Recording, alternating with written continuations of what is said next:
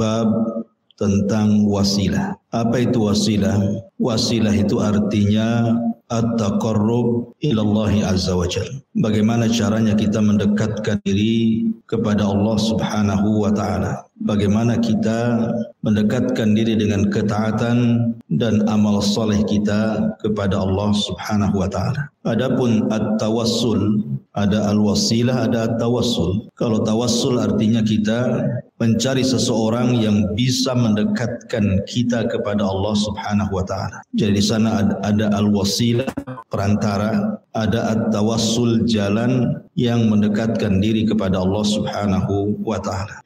Di sini muallif rahimahullahu taala menjelaskan tentang kewajiban seorang muslim. Seorang muslim itu harus beriman kepada Allah Subhanahu wa taala dengan cara memperbanyak amal saleh dan juga perbuatan yang baik yang dicintai Allah Subhanahu wa taala. Karena hidup di dunia ini tujuannya adalah untuk beribadah, sebagaimana yang ma'ruf di dalam surah Adz-Dzariyat, wa ma khalaqtul jinna wal insa illa liya'budun. Tidaklah kita diciptakan oleh Allah Subhanahu wa taala kecuali dalam rangka beribadah, baik dengan kewajiban-kewajiban seperti salat, zakat, puasa, haji, ataupun amalan-amalan sunnah. Amalan-amalan sunnah tentu jauh lebih banyak dibandingkan amalan-amalan yang wajib.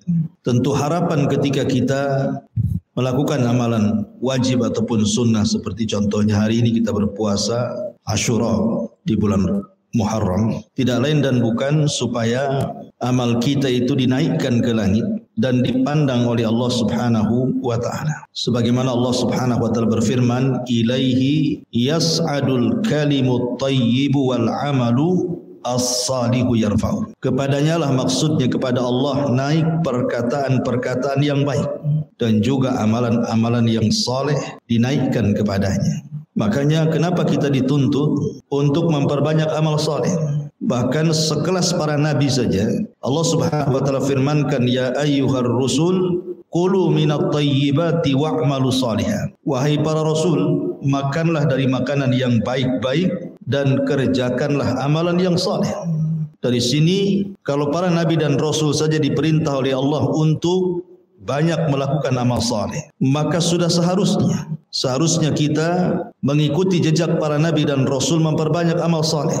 Makanya di sini Allah Subhanahu wa taala mengatakan, "Wa khalnahu fi rahmatina innahu min ibadina shalihin." Dan kami masukkan dia ke dalam rahmat kami karena sesungguhnya dia termasuk orang-orang yang saleh. Artinya amal saleh itu penyebab datangnya kasih sayang Allah kepada kita. Dan rahmat itu sangat dihajatkan sekali kepada kita, terutama nanti di akhirat. Karena penentuan masuk surga dan tidaknya seseorang itu ditentukan dengan rahmat yang Allah anugerahkan kepada kita. Orang masuk surga itu bukan karena amalan, tetapi karena rahmat. Dan datangnya rahmat itu karena amal soleh. Lah di antara faidah amal soleh itu, kita bisa menjadikan amal soleh itu wasilah ataupun dijadikan tawassul kita, perantara kita berhubungan dengan Allah Subhanahu wa taala. Dahulu Nabi SAW pernah bercerita, ada 3 orang yang masuk ke dalam gua. Tiba-tiba 3 orang ketika dalam gua itu, pintu guanya tertutup. Langsung roboh gitu ya, batu-batunya kemudian menutup pintu gua. Sehingga kemudian 3 orang ini sudah berusaha keluar tapi tidak bisa. Berusaha membuang batu, mendorong batu, tapi apalah daya. Mereka tidak punya kekuatan untuk menggeser pintu gua. Akhirnya kemudian sebagian mereka berkata kepada sebagian yang lain, bagaimana kalau kita tawassul saja, meminta kepada Allah Subhanahu wa taala dengan amal saleh yang kita lakukan. Boleh jadi dengan seperti itu Allah akan menolong kita. Akhirnya kemudian 3 orang ini masing-masing bertawassul dengan amal saleh yang mereka pernah lakukan. Yang satu bertawassul dengan sedekah, yang satu bertawassul dengan birrul walidain, yang satu bertawassul dengan menjaga kehormatan, tidak melakukan perzinahan. Ketika 3-tiganya sudah bertawassul dan mengatakan, ya Rabb, kalau seandainya sedekahku ini dinilai ibadah, kau terima sedekahku dan kau anggap ini pahala bagiku, maka tolong geser pintu gua itu. Bergeserlah pintu gua sedikit, tapi tidak bisa keluar. Yang satu mengatakan, ya Rabb, kalau seandainya birrul walidain, berbakti diriku kepada orang tuaku yang aku lebihkan dibandingkan anak istriku. Ini sebuah pahala dan amal solehku dan engkau menerimanya. Maka geserkan pintu gua ini. Akhirnya pintu gua pun tergeser sedikit lagi, tapi juga tidak bisa keluar. Maka ketika yang ketiga bertawasul dengan menjaga kehormatannya. Ketika dia hendak berzina, tiba-tiba dia diingatkan, ittaqillah, bertakwalah kepada Allah. Dia pun takut dan meninggalkan perbuatan zina dan dia jaga kehormatannya. Maka dia mengatakan, ya Rabb, kalau seandainya ini bagian daripada ibadah dan kau terima ibadahku dan berpahala, tolong geserkan pintu gua itu. Akhirnya pintu gua itu tergeser dan 3 orang ini bisa keluar. Lihat bagaimana kasih sayang Allah Subhanahu wa taala menolong 3 orang ini karena bertawasul dengan amal saleh. Makanya dari sini Nabi SAW mengatakan, la tahkiranna minal ma'rufi syai'an. Jangan remehkan sekecil apapun kebaikanmu. Jangan remehkan. Jangan remehkan sekecil apapun kebaikan. Walaupun hanya ibu datang dari sini, pulang ataupun tadi berangkat dari rumah ke tempat pengajian di sini, melihat ada paku di jalan, kemudian kita berpikir, nih paku kalau tidak dihindarkan orang akan terkena, bahaya nih. Turun, ambil paku, buang ke pinggir. Itu kan remeh. Tetapi amalan-amalan seperti ini terkadang lebih ikhlas dan lebih diterima oleh Allah Azza wa Jalla, sehingga kita bisa gunakan untuk bertawasul kepada Allah Subhanahu wa taala di saat seseorang itu terkena musibah. Karena Allah mengatakan, wa tilkal ayyam nudawiluha bainan nas. Hari-hari itu kan berputar, Bu. Kadang senang, kadang susah, kadang sakit, kadang sehat, kadang menangis, kadang tertawa, kadang berkumpul, kadang berpisah. Begitulah manusia, ya. Sehingga pada saat-saat kita sedang sulit, pada saat-saat kita sedang sedih, saat-saat kita sedang susah, saat-saat kita dapat musibah, kita gunakan tawasul ini agar Allah Subhanahu wa taala mengangkat musibah dan kesusahan kita. Itulah pentingnya amal soleh dalam bab tawasul ini. Pamannya seandainya ibu sedang sakit, kemudian tidak punya biaya. Ini kalau dioperasi sekian, kalau hanya ngonsumsi herbal tak juga kunjung sembuh. Kemudian ibu teringat dengan amalan-amalan soleh yang dulu pernah ibu lakukan.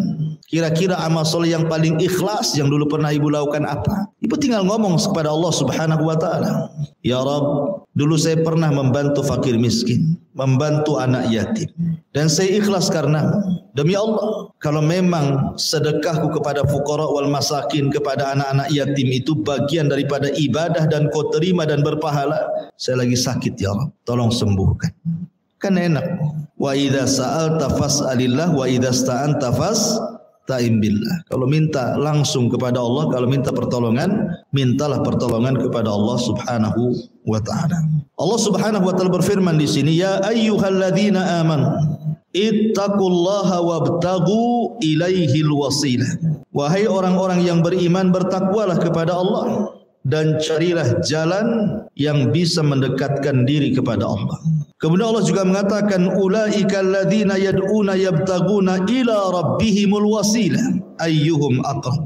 Orang-orang yang mereka seru itu, mereka sendiri mencari jalan kepada Rabb mereka, siapa di antara mereka yang akan lebih dekat kepada Allah Subhanahu wa taala. Dari 2 ayat ini, Allah Subhanahu wa taala mengajarkan kepada kita pentingnya kita mencari wasilah, mencari hal-hal yang bisa mendekatkan diri kepada Allah. Wasilah itu saya katakan at-taqarrub ilallah, mencari jalan untuk mendekatkan diri kepada Allah. Gimana caranya? Karena kelak orang-orang yang sudah meninggal dunia, seandainya ada orang meninggal dunia, lah orang-orang yang di kuburan itu, orang-orang yang sudah meninggal setelah kita, mereka pun sibuk, apalagi kelak pada hari kiamat, mereka pun sibuk mencari wasilah. Siapa di antara mereka yang dekat dengan Allah Subhanahu wa taala? Tapi kan di akhirat bukan yaumul amal, bukan hari kita beramal, tapi hari akhirat itu yaumul hisab, hari kita dihisab, sehingga tidak memungkinkan lagi kita ini beramal soleh layaknya di dunia, karena di akhirat sudah tidak ada kewajiban salat, tidak ada kewajiban ini dan itu dari ibadah, sehingga nilai kedekatan seseorang dengan Allah itu ditentukan ketika kedekatan kita di dunia. Ketika di dunia kita dekat dengan Allah, banyak melaksanakan salat. Karena bagaimanapun dunia ini miniatur akhirat. Siapa yang kemudian banyak berdiri di dunia, maka dia tidak akan banyak berdiri di akhirat. Di padang mahsyar itu kan lama berdiri.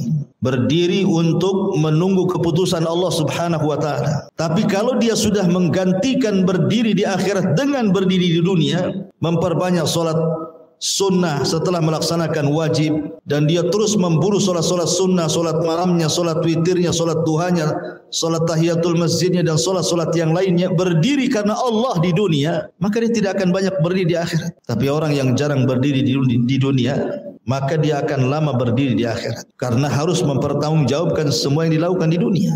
Ma'asyiral muslimin, makanya ma'asyiral muslimat yang dimuliakan Allah Azza wa Jalla, makanya di sini pentingnya kita ini mencari wasilah, mencari cara atau jalan yang bisa mendekatkan diri kepada Allah Subhanahu wa taala. Caranya gimana? Bicara tentang tawassul ataupun wasilah, ulama membolehkan 3 perkara yang disepakati berdasarkan pendapat Syekhul Islam Ibn Taimiyah, Al-Imam Ibnul Qayyim, dan para ulama muasirin juga, bahwa ada 3 hal kalau kita bicara tentang at-tawassul dan juga al-wasilah ini. Pertama, kita bisa berwasilah, tawassul kepada Allah Subhanahu wa taala dengan al-asma was sifat, dengan nama-nama Allah dan sifat-sifatnya. Dengan nama-nama Allah dan sifat-sifatnya. Bertawassul kepada Allah Subhanahu wa taala, kita meminta dengan nama-nama Allah dan sifat-sifatnya kepada Allah Subhanahu wa taala untuk sesuatu yang kita hajatkan. Makanya dalam hadis Nabi SAW, apabila seseorang singgah di sebuah tempat yang menakutkan, supaya tidak diganggu oleh jin yang jahat, apa kata Rasul? Kita disuruh membaca a'udzu bikalimatillahi tammati min syarri ma khalaq. Aku berlindung kepadamu ya Rabb dari kalimat-kalimat yang sempurna, artinya Al-Quran, dan mencakup nama-nama dan sifat bagi Allah Azza wa Jalla di dalamnya. A'udzu bikalimatillahi tammati min syarri ma khalaq. Dari apa? Dari keburukan makhluk yang kau ciptakan. Ya. Jadi ibu kalau sedang berdoa meminta sesuatu kepada Allah, jangan tinggalkan asmaul husna, nama-nama yang baik. Pamannya ibu mengatakan as'alukallah bi asma'ikal husna wa sifatikal ula. Aku meminta kepadamu ya Rabb dengan nama-namamu yang indah, dengan sifat-sifatmu yang tinggi. Antar Rahman, Antar Rahim. Engkau zat yang maha penyayang dan pengasih. Wa Antar Razzaq, dan engkau maha pemberi rizki. Urzuqni, berikan rizkimu kepadaku. Jadi kita bertawassul dengan nama-nama Allah, meminta kepada Allah Subhanahu wa taala dan sifat-sifatnya. Ataupun yang kedua, bertawassul dengan amal saleh. Bertawassul dengan amal-amal saleh, baik berupa kecintaan kita kepada Allah atau kecintaan kita kepada Rasul sallallahu alaihi wasallam. Sebagaimana Allah berfirman, "Qul in kuntum tuhibbunallaha fattabi'uni yuhibbukumullah wa yaghfir lakum dzunubakum." Katakan ya Muhammad, jika kamu benar-benar mencintai Allah, maka ikutilah aku. Niscaya Allah mengasihi dan mengampuni dosa-dosa. Jadi cara mendekatkan diri kepada Allah, cara mencintai Allah Subhanahu wa taala dengan cara apa? Mengikuti syariat Nabi-Nya, mengikuti ajaran Nabi-Nya, meneladani sunnah-sunnahnya, berusaha untuk memperjuangkan sunnahnya. Karena itu jalan tawassul yang paling cepat menuju Allah Subhanahu wa taala dengan mengikuti sunnah Nabi sallallahu alaihi wasallam. Dan tentang masalah amal saleh, tawassul dengan amal saleh tadi saya sudah berikan contohnya. Orang-orang yang terjerembab di dalam gua, akhirnya Allah keluarkan karena tawassul mereka dengan amal saleh. Atau yang ketiga, tawassul dengan doa orang-orang saleh. Apakah orang-orang saleh ini ahlul bait? Maksudnya dari keluarga Nabi sallallahu alaihi wasallam, turunan Nabi sallallahu alaihi wasallam. Kita datang kepada mereka, kita minta doanya. Atau orang-orang saleh ini selain daripada keluarga Rasul, tidak ada masalah. Karena Nabi sallallahu alaihi wasallam sudah mencontohkan itu kepada kita.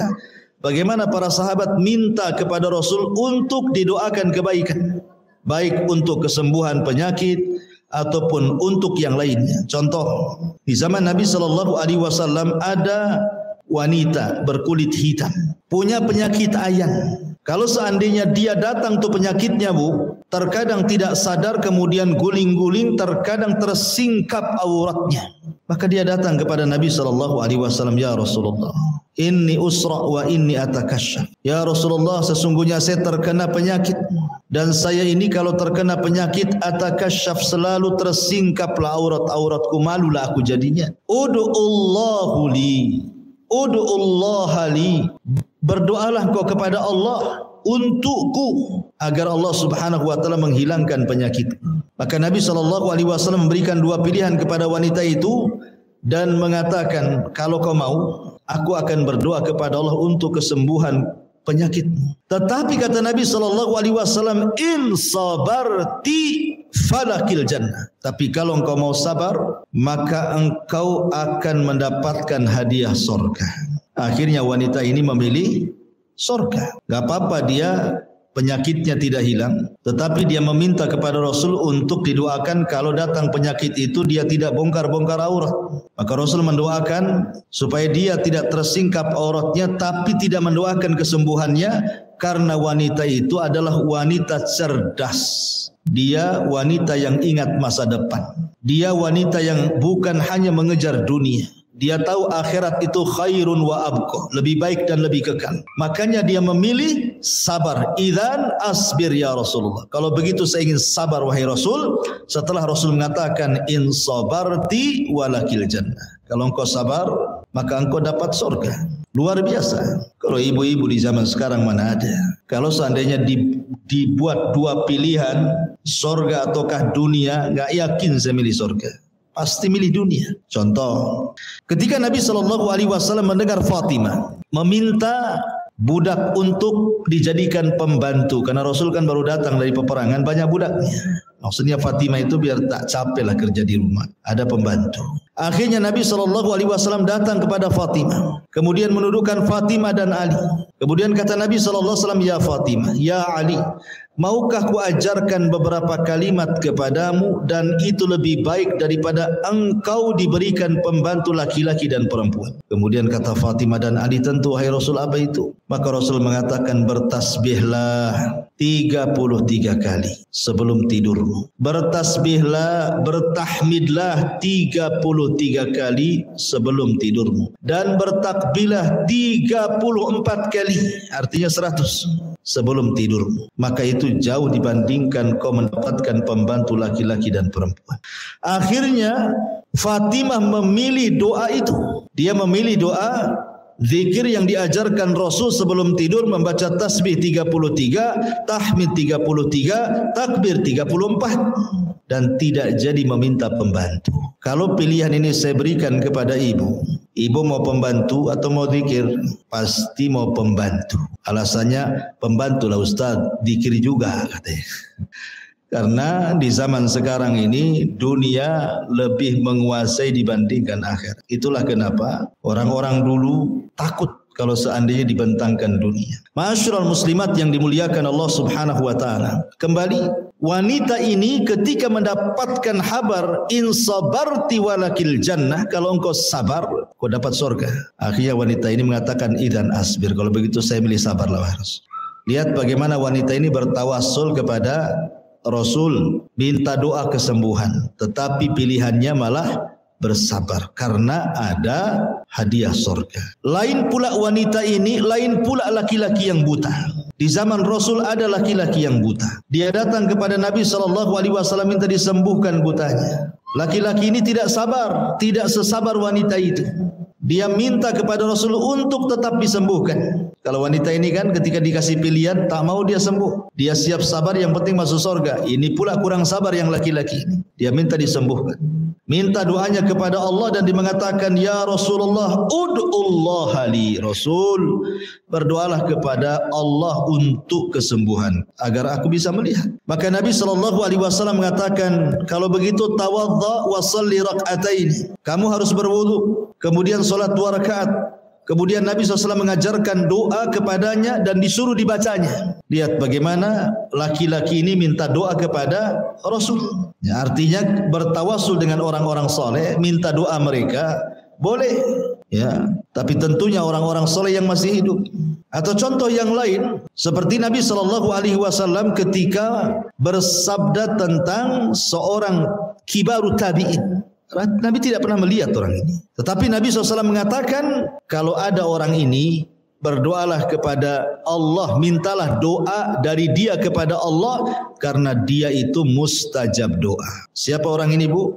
Uwais ibn Amir Al-Muradi Al-Qarani Al-Yamani. Uwais ibn Amir Al-Qarani, atau disebut Uwais Al-Qarani, seorang tabi'in. Rasul tidak pernah jumpa, tapi doanya manjur. Kenapa? Karena dia orang yang paling berbuat baik kepada orang tuanya, sehingga doanya mustajab.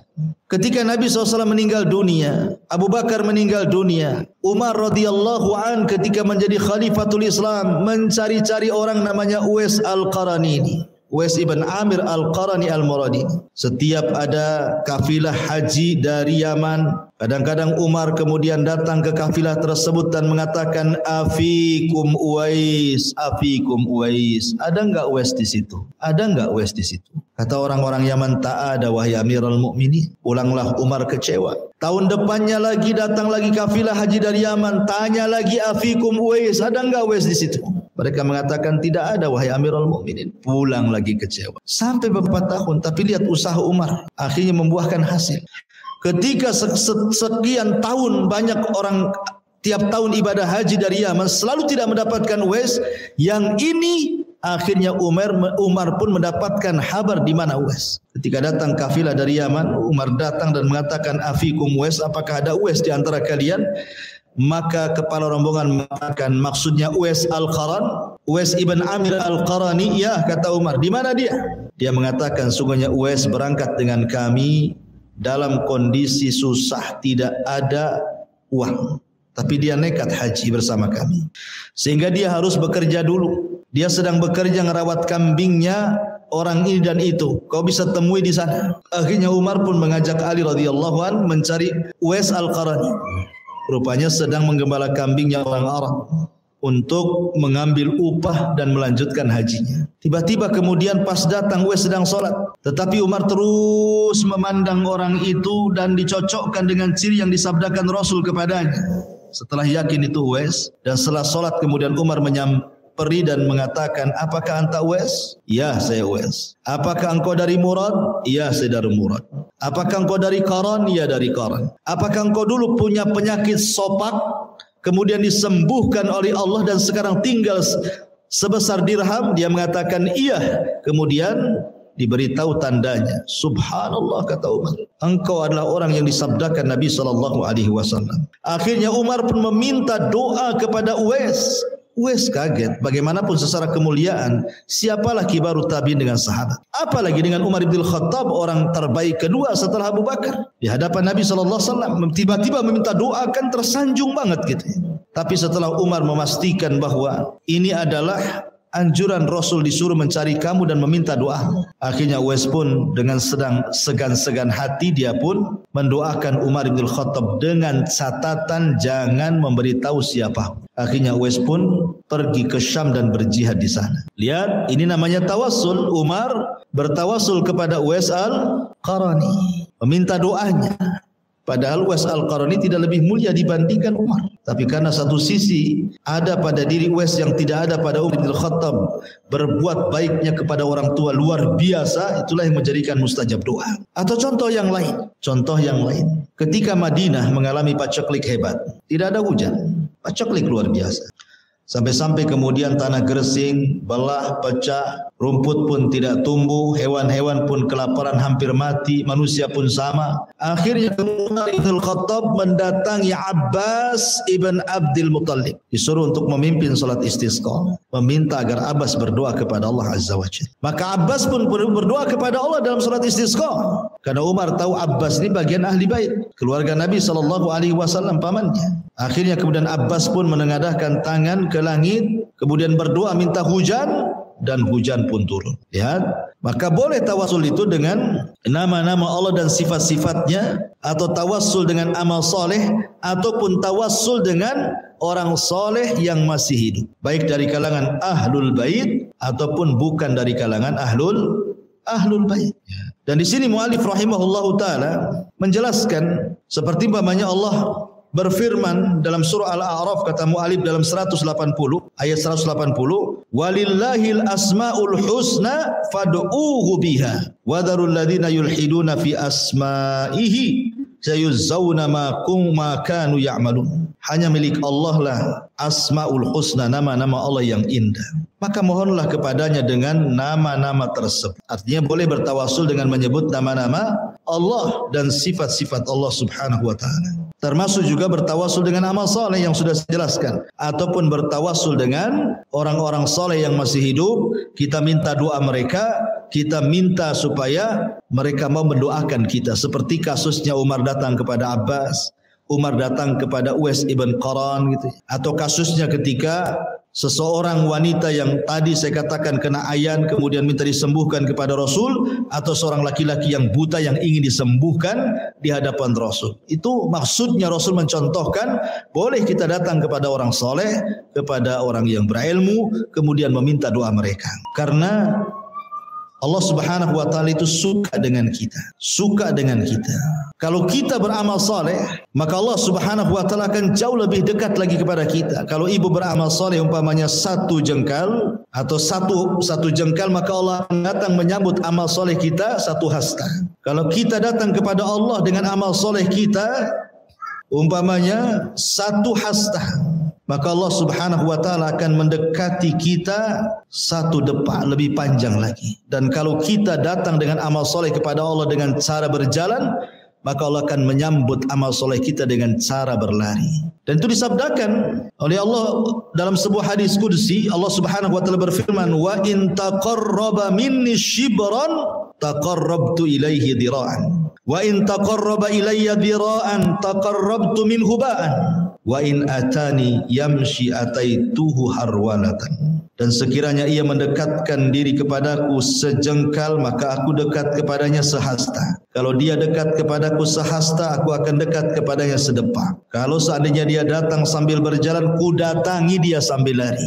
Lihat bagaimana rahimnya Allah Subhanahu wa taala kepada kita, dan bagaimana cintanya Allah kepada kita ketika kita beramal saleh.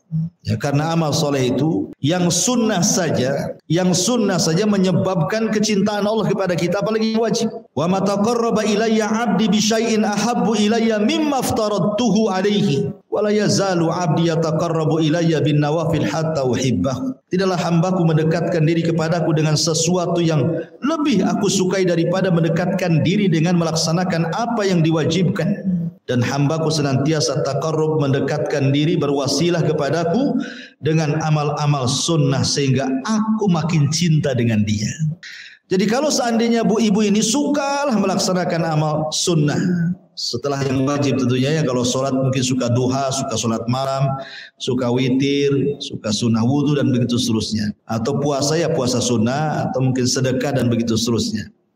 Maka sebagai imbalannya ibu akan dicintai Allah. Dan kalau Allah Subhanahu wa taala sudah cinta dengan ibu, apa yang terjadi? Nadahu Jibril, maka Allah akan panggil Jibril. Kemudian Allah Subhanahu wa taala akan katakan kepada Jibril, ya Jibril, inni uhibbu fulanan fahibbah. Jibril, aku suka lo dengan si anu itu, maka kau harus suka juga dengan dia. Maka Jibril langsung berteriak di hadapan semua para malaikat yang ada di langit dan mengatakan, ya malaikat Allah, innallaha yuhibbu fulanan fahibbuhu. Wahai malaikat-malaikat Allah, Allah sukalah dengan si ibu itu, maka kalian harus suka dengan si ibu itu. Lihat, luar biasa. Ya, jadi kalau bisa terus kita mencari kecintaan, memancing agar Allah cinta kepada kita dengan memperbanyak amal wajib, memperbanyak amal sunnah dan begitu seterusnya.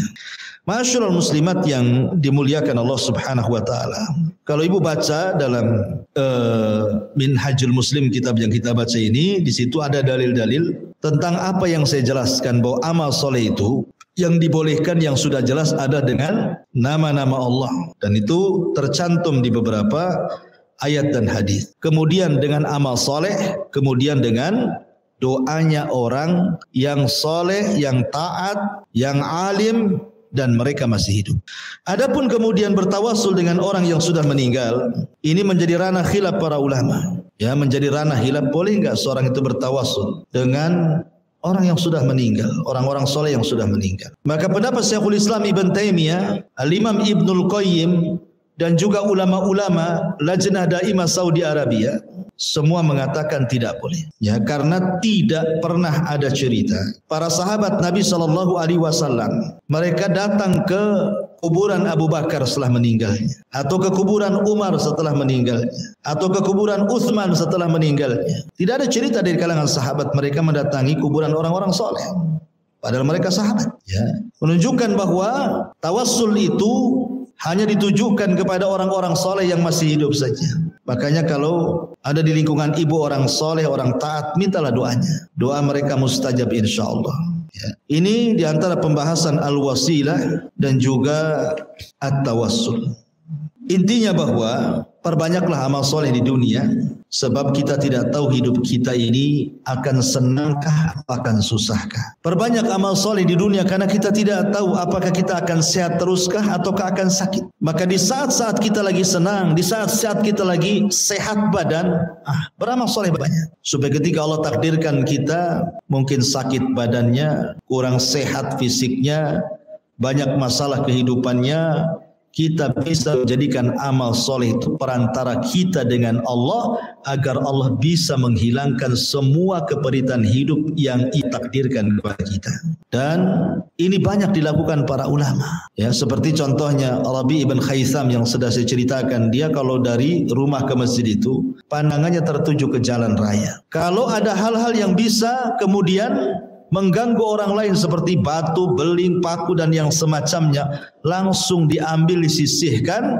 Kemudian dia mengatakan, ya Rabb, kalau seandainya amalan remeh ini ada pahalanya, maka kirimkan pahalaku kepada kedua orang tuaku yang sudah meninggal. Lihat, ya kan? Birrul walidain. Ya, birrul walidain itu tidak terputus dengan meninggalnya kedua orang tuamu. Tetapi kalau seandainya orang tuanya masih hidup, ya tentu rugi kalau seandainya seorang anak tidak paham kalau di depannya surga. Tapi kalau Allah Subhanahu wa ta'ala takdirkan dia sudah meninggal, bukan berarti terputus birrul walidain dengan mereka, tidak.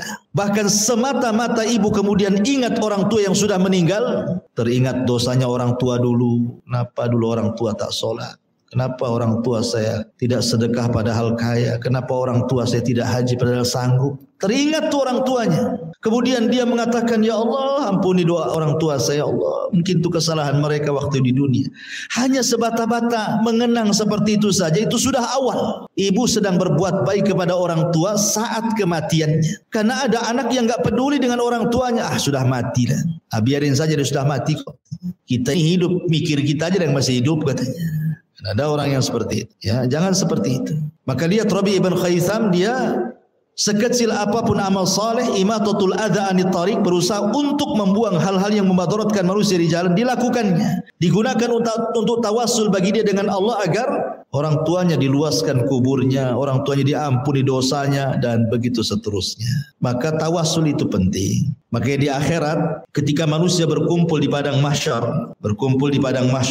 orang-orang bingung mau kemana. Allah pun belum muncul untuk memutuskan perkaranya. Akhirnya mereka bertawassul dengan para nabi.